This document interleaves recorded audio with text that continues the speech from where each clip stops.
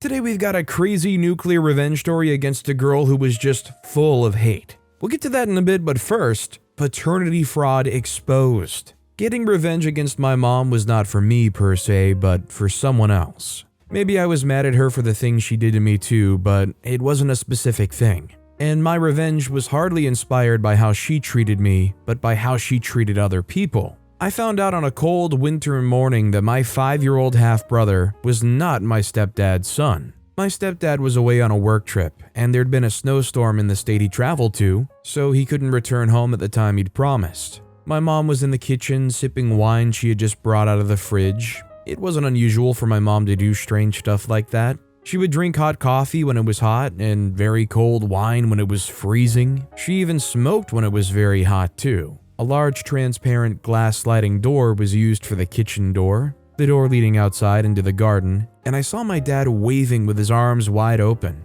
He was trying to get my mom's attention. As soon as my mom saw him, she got up and let him inside the kitchen. "Where is he?" I heard my dad ask. I was frightened that my dad had come for me. I didn't want to live with him or be around him. I'd come to love my stepdad and his big house anyway. "He's sleeping upstairs," my mom replied. "He's coming with me," my dad said, trying to move past my mom. She pushed him back and cursed under her breath. "You can't do that," she said. He says, "Why not?" "He's not your child," she replied. I watched my parents glare at each other for a while. "He's mine and you know it. We both know that." She said, "I don't. We only have one child together. My second son is my husband's." "Bull," my dad cursed. I was shocked. My parents hadn't been talking about me. They were debating on my little half-brother's paternity. "I will not sit by and watch you give my son to another man," he thundered. She replied, "We've talked about this before. You are not his father. You agreed to never repeat those words." My dad shook his head vigorously. I was 15 at the time, but I was old enough to wonder why my dad was so interested in claiming a child that wasn't his, or that my mom claimed was not his. He had me, but he wasn't interested in doing anything for me. I hardly ever even saw him. Why was he so interested in my brother and claiming him as his son? One would think that since he was so wary of responsibilities, he wouldn't want more children. "What do you want?" my mom asked in resignation. "I want you," my dad replied. "Yes, you want me, but you also want some money." My dad shrugged and said, "If you offer me money, I won't refuse you." She said, "How long are you going to keep blackmailing me?" "How is this blackmail?" my dad was screaming again. "You gave my son to another man. I'm never going to have a relationship with my son because you have convinced everyone that he's not mine. Who's the evil one?" "Shush," my mom warned, rubbing his arms lightly. "The boys are upstairs. I don't want them to hear us." "Are you going to give me what I want then?" my dad asked, sounding like a spoiled child. I heard a sound in the stairway and turned to look. It was my stepdad's cat. I turned back to continue peeping at my parents and saw that they were kissing.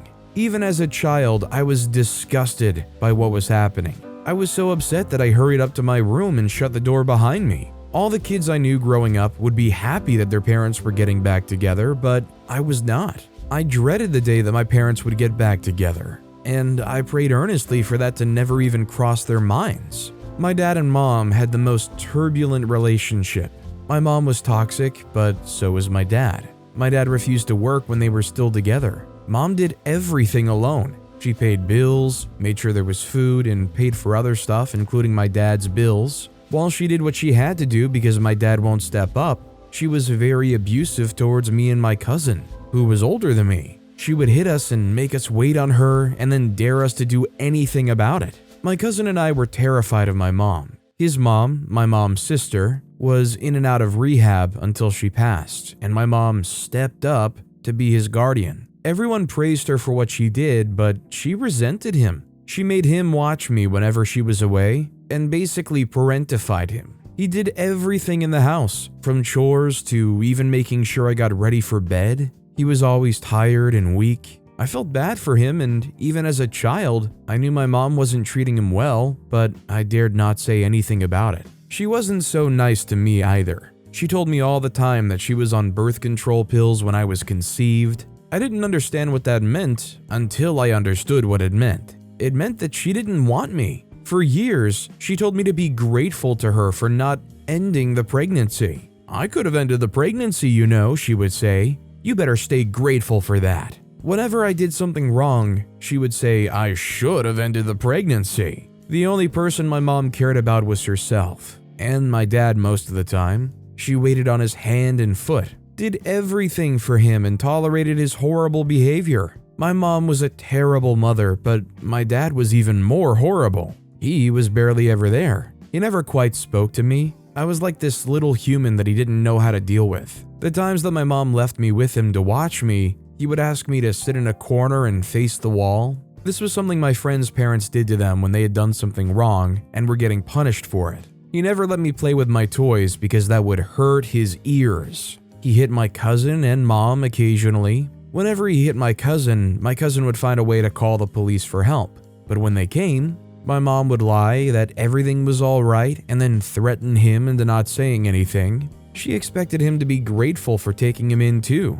I know many people who grew up in the foster system, and trust me, that will mess you up. Not many children have families to live with, so you better be grateful. My cousin would remain docile and conform to the weird rules until the next time my dad hit him. The last time my dad hit him, he called the police, refused to keep quiet, and my dad was arrested. He was charged and prevented from working in any establishment that involved children throughout the country. What happened with my cousin caused a big rift between my parents. My dad packed his things and moved out of the house. My mom moved out with me, and we moved into a smaller house. In no time, she started dating my stepdad and he married her. Before he married her, her mother warned him about my mom. "She is not a good person," my grandmother would say about my mom to whoever cared to listen. My mom managed to convince my stepdad that her mother was simply a narcissist who didn't want her daughter to be happy. They went on to get married. My stepdad's home was the first house I saw with a private pool. He made sure my mom and I were comfortable, especially me. I had my own room with a big bed, lots of toys and novels. Even my mom became a lot nicer to me and others until she got pregnant. She went back to being mean-spirited and aggressive. She would scream at me and try to hit me. Luckily, my stepdad always intervened. He wasn't spared from her outbursts, however. Whenever they had the tiniest arguments, she would lash out at him and threaten to injure herself. "I know your mom has changed. I promise it's the pregnancy. As soon as she has the baby, everything can return to normal," my stepdad assured him. I smiled the first time he said that. He clearly did not know my mother. She had always been like that. She didn't change at all. If anything, she'd only gone back to being who she's always been. It did not take my stepdad long to realize that. My mom was simply aggressive and spiteful. If she was quarreling with my stepdad, nothing was off limits. She would just go on until he'd shed a tear. My stepdad is a big man. When I first saw him, I asked why he was so huge. It was sad to see someone cry over something that my mom, who was smaller in size and had a petite stature, said to him. Once, they had a very huge fight, and my stepdad put his foot down. It was something about my dad. My stepdad had seen something, I never got to know what it was, that made him suspect that my mother had been cheating on him with my dad. My mom tried to scream her way out of it, but my stepdad was not having it. He threatened to get a divorce, get full custody of their son, and make sure that she was left with nothing if he ever found out that she was having an affair with my dad. I think that incident made it clear to my mom that she was not in charge. She had treated my stepdad badly for too long and had probably started to think he could never end things with her. She started to behave herself in the house, even though every now and then she would lash out at everyone again. Years after I found out that my half-brother was really just my brother, my stepdad got sick. He had a stroke, and it was a really trying time for him. My mom employed a nurse to take care of him, while she took over when the nurse left. She had always been mean and vile toward him, but it got even worse when he became ill. Aside from the endless yelling and name-calling, she started going out with my dad. I knew they'd always had an affair, but my mom became even bolder about her affair. I was leaving for a party that my classmate had invited me to, in the car that my stepdad got me, when I saw my dad's old car pull in. He saw me and our eyes met, but he looked away. I wasn't surprised. My dad always behaved as though I was a major inconvenience to him. He avoided looking at me, knowing anything about me, and being in the same space as me. I used to think he felt guilty about not being a father and was hiding from me. My mom never bothered him about being a proper father to me either. He was good enough for her to sleep with and give all of my stepdad's money. When I returned from that party, I noticed that my dad's car was still parked outside. That only meant one thing. My dad was sleeping over. He was probably going to be in the guest room. I was infuriated. I didn't believe that my mom could be that insensitive. As time passed, my stepdad fully regained his body. He had to use a walking stick, but he was in sound health. Since my mom had kept my dad in the guest room the times he came around when my stepdad was ill, my stepdad had no idea that my mom had been unfaithful. He was so grateful for her and praised her publicly for standing by him. I didn't want to tell my stepdad about the secret I'd kept for so long because I didn't want to hurt him. But I had to say something when one day my mom and stepdad had an argument and she said, "I wish you had just died. We would have all have been better for it." I was livid. My mom started to look like a monster to me. My stepdad had been nothing but a great husband to her and a great dad to their son and me. He elevated their lifestyle and gave her the life that my dad never could. Yet she cheated on him so many times with my dad and even passed on his child as my stepdad's.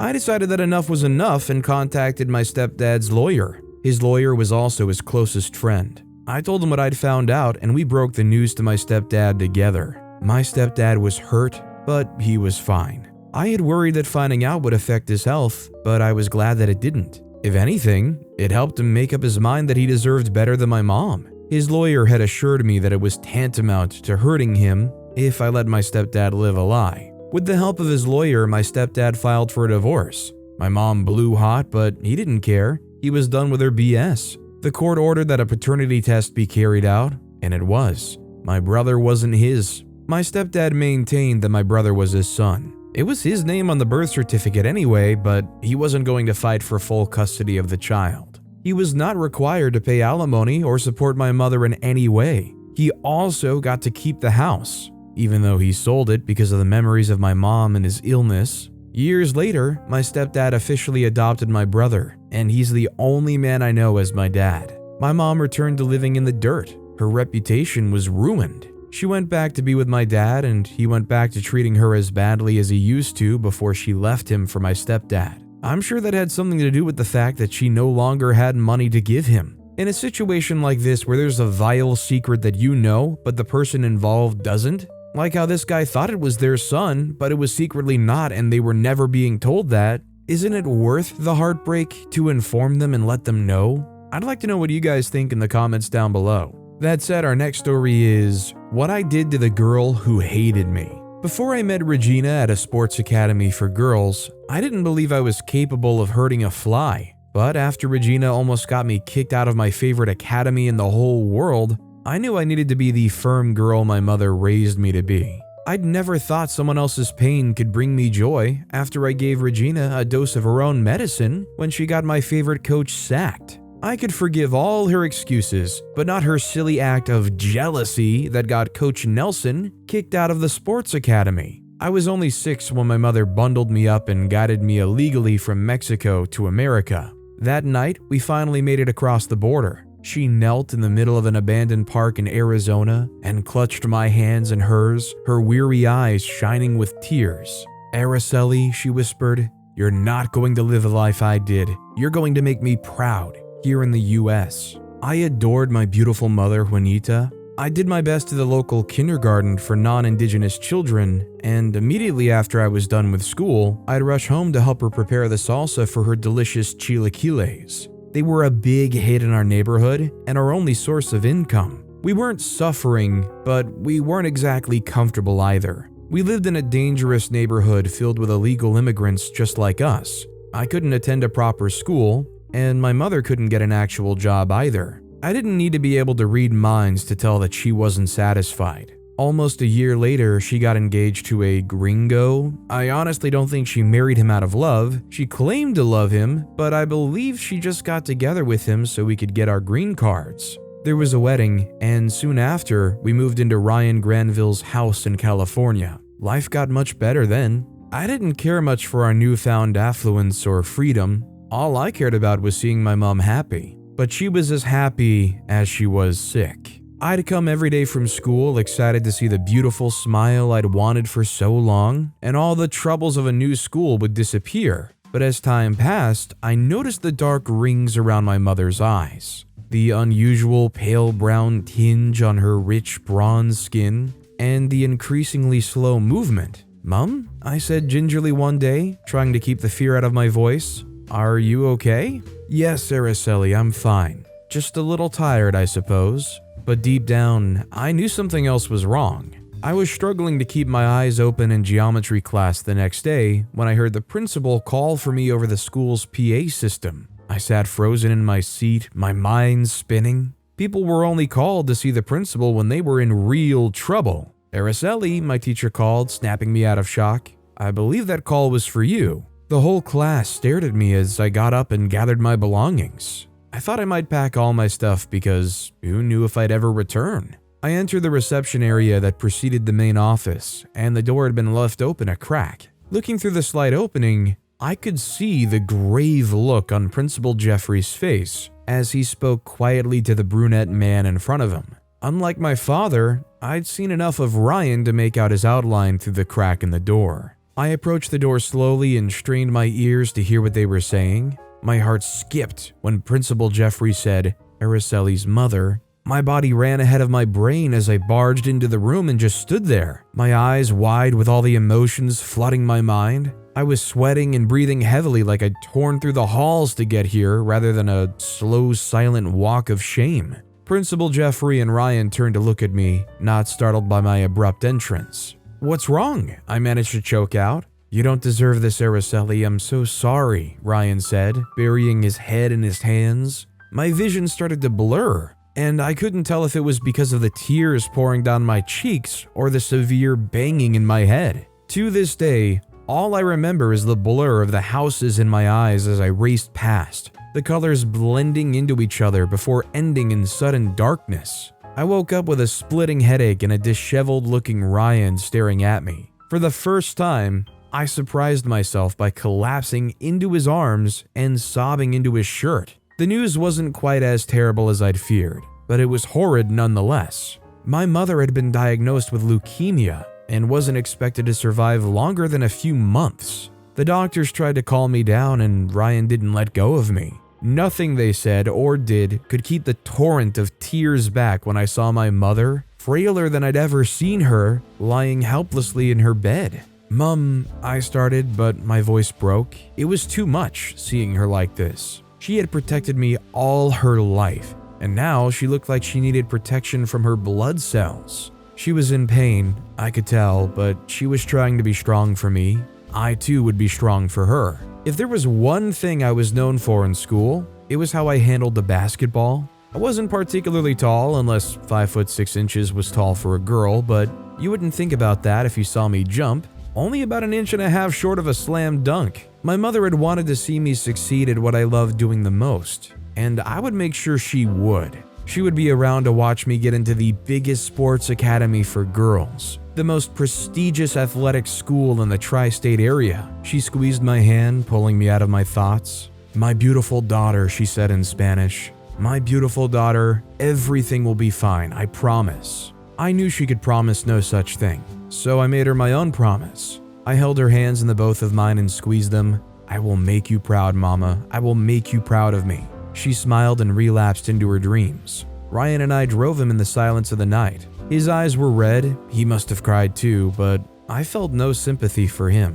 The life of a woman he'd only known for a little over a couple of years was on the line, but I could lose my only anchor to this world, the only person who had ever truly gotten me, the only person I loved. I turned my attention to basketball practice. The sound of hard rubber slapping against the court's concrete was my therapy, my way of dealing with the pain. I'd visit my mom every day at the hospital, spending all the time the visiting hours would allow with my mom and begging the nurses for extra time. Once I got kicked out, I'd run straight to the court and practice for hours, coming home only when it was dark. I had only 2 weeks until the tryouts for the sports academy. I had to make every moment count. D-Day arrived and Ryan drove me to the academy. I looked around at all the girls who would come to get into academy. It was nothing more than your typical scene. girls shaking in their boots, watching basketball videos on their iPhones, or touching up their waterproof makeup.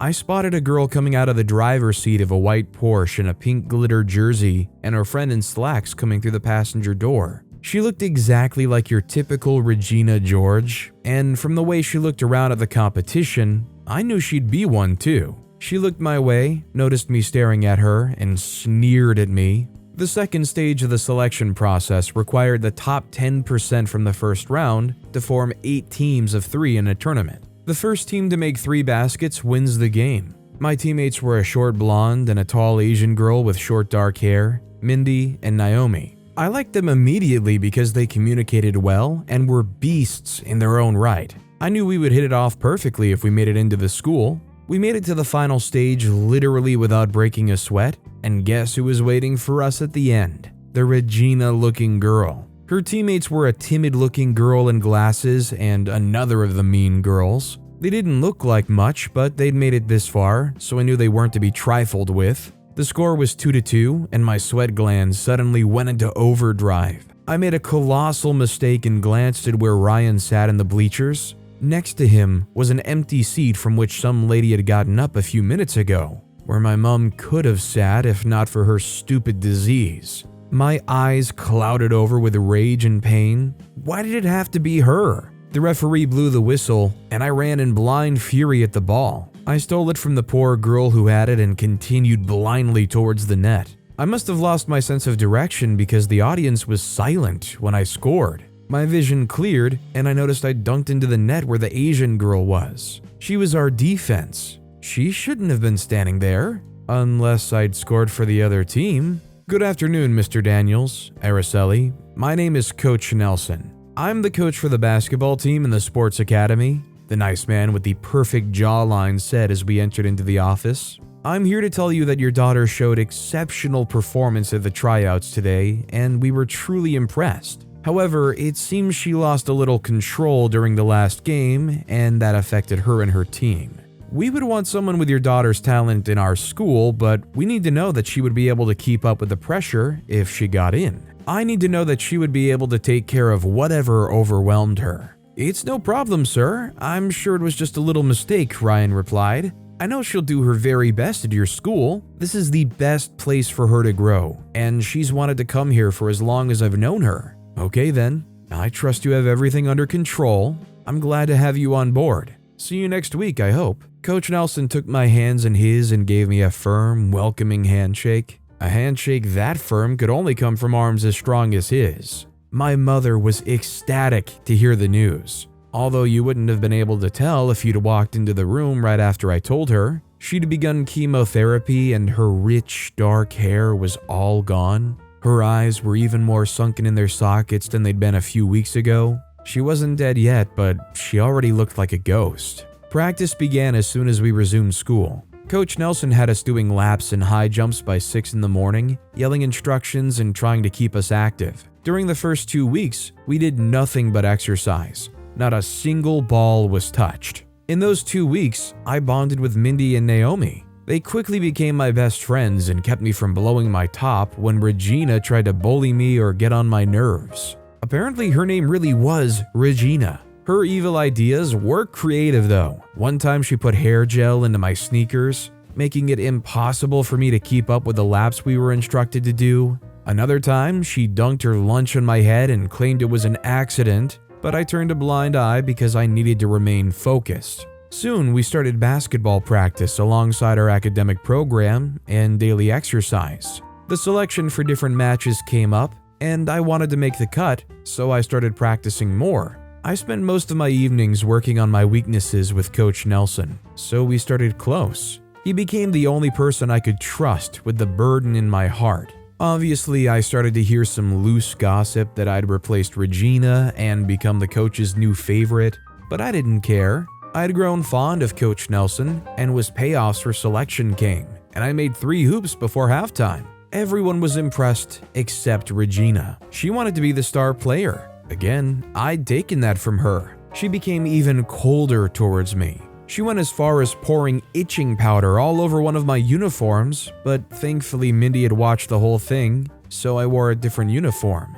Suddenly, I got a phone call that shattered me. My mother had passed away overnight. I felt the world crashing around me and I couldn't even make it to practice. I just ran to the nearest classroom seeking solitude. After a half hour, Coach Nelson came looking for me. He found me crying and sat next to me. He said nothing for a few minutes, and I kept sobbing silently, not realizing when I buried my face in his jacket and cried a river in it. He held on to me briefly before whispering, "Hey, don't worry. Everything is going to be just fine. If you ever need to talk, I'm here for you." I looked up into his eyes. Maybe I'd lost all form of shamelessness in the moment. I just pushed against him and planted a kiss, filled with all the anguish, pain, and sorrow I'd felt, looking for any means of escape from the wave of emotion overcoming me. He tried to pull me off, but that wasn't before we heard the sound of a camera shutter and saw the flash. I thoroughly apologized, but he assured me that everything was fine.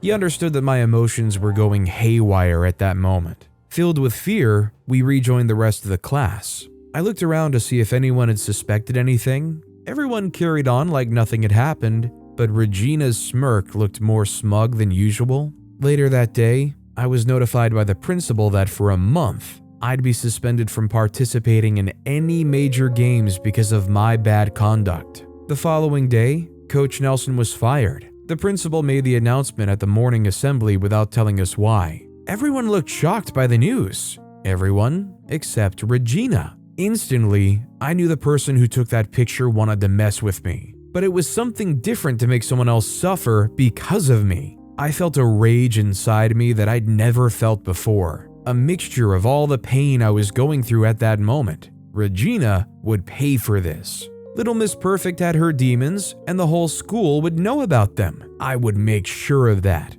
I knew she hated me, but I didn't know she would go to any length to prove it. I love it when people say those who live in glass houses don't throw stones. I think Regina forgot that she was just as flawed as I was, only that I would use those flaws to crucify her since she refused to forgive my flaws. Honestly, I didn't have to do much. All I needed to do was expose all the skeletons Regina had carefully hidden from everybody. Trust me, Regina was very careful until I discovered that she was not the beast she portrayed herself to be during practice. There was no way I should have found out, but Regina was always in my business, so I decided to be in hers too. After she spread unpleasant rumors about me, I decided to teach her a lesson. It got so bad that I didn't care if we both got expelled from school. Even though I knew the strict penalty for fighting, I was prepared to beat her black and blue. I'm sure she would never forget the girl she hated for nothing. I followed her quietly to the bathroom. I didn't want anyone to stop me, for I truly had enough. Unfortunately, the sight of the drugs I saw with her made me transfixed to the bathroom floor. I was too shaken to think. All I could do was retrace my steps way carefully than I came in. I knew I'd gotten the big Regina in my palms, but I didn't know to what extent then. Well, a week after Coach Nelson left without saying goodbye to me, the police came to carry Regina away for possession of illegal drugs. The latest urine test and the content of her makeup purse confirmed that she had taken a Drafanil, with which she claims I must have sabotaged her. After I was satisfied with the outcome of my revenge mission, I could finally grieve my mother in peace. When I stood up from the distinctive frangipani in the academy, I remembered my mother's words when we arrived in the US. "You are going to make me proud." I stood up with a smile, knowing I only had one mission, which was to make my mama proud. It just is so sad to see somebody fueled by jealousy the way that Regina in this story was. I mean, going to the extent of trying to ruin multiple people's lives. Just because you're jealous of their talent or their abilities and you want to be better than them and have more fame and popularity, it's sad. But with that being said, that's all the time we have for today. Now, if you want to hear another crazy revenge story, check out that video on the left. Or if you missed my latest video, check out that video on the right. That said, I'll see you all next time with some more stories.